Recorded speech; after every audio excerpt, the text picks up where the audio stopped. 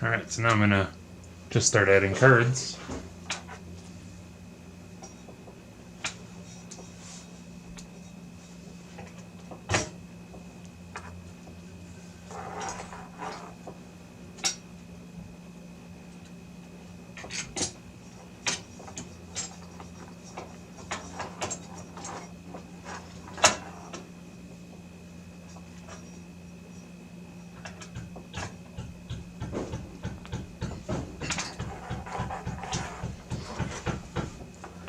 Now I'm going to hook up all 12 of these right now.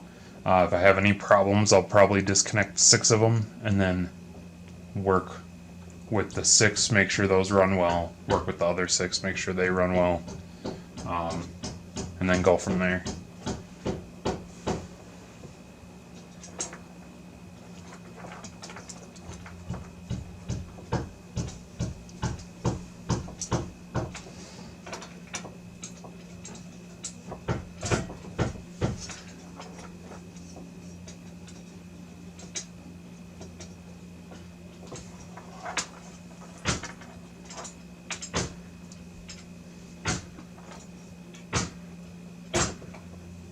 Alright, there's my upper 6 plugged in.